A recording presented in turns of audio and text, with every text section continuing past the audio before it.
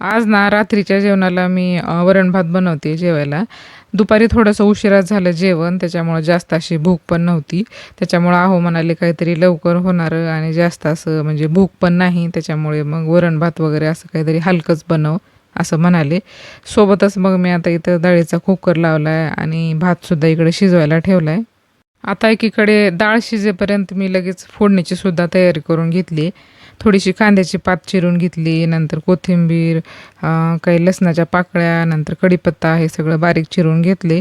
डाळ पण छान गाळ शिजली आहे. त्याच्यामध्ये टोमॅटो, काही लसणाच्या पाकळ्या, मीठ, हळद हे सगळं एकत्र घरटून घेतले मी. तेल गरम झालंय लगेच मग आता इकडे डाळीला सुद्धा पटकन फोडणी देऊन घेते मी. भातसुद्धा शिजलाय. आता हवं तसं मी डाळीमध्ये पाणी टाकून घेतले. थोडीशी पातळ डाळ खूप छान लागते. आता भात वरण म्हणल्याच्या नंतर मग पातळ वरण हे खूप छान लागतं भातावरती.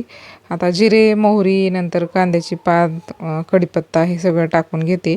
आणि कांद्याची पात एवढी छान लागते ना डाळीमध्ये, एकदम खमंग चव येते डाळीला. आता हे सगळं छान फोडणीमध्ये लालसर म्हणजे थोडंसं खरपूस होईपर्यंत ह्याला परतून घेते आणि शेवटी सगळ्यात मग डाळ टाकून घेते आणि पटकन असा स्वयंपाक झाला माझा. आणि हो, एक सांगायचं राहिलंच तुम्हाला, व्हिडिओ बघत बघत व्हिडिओला लाईक नक्कीच करा आणि चॅनलला सबस्क्राईबसुद्धा करा. चला मग तुम्हाला बोलत बोलत माझी इकडं फोडणीसुद्धा तयार झाली. स्वयंपाक झाला आहे माझा. पटकन असा झटपट होणाराचा स्वयंपाक होता माझा. आणि उद्यासाठी भाजी काय बनायचं आहे तीसुद्धा मी आता फ्रीजमधून मेथीची पेंडीसुद्धा बाहेर काढून ठेवले.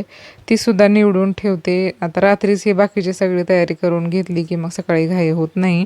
आणि बाहेर असा छान रिमझिम पाऊस पडतोय, त्याच्यामुळं मग थोडंसं काहीतरी तळीव खायची इच्छा झाली माझी. मग आता मग लगेच आईनं दिलेले मी पापड तळायला घेतले इकडं.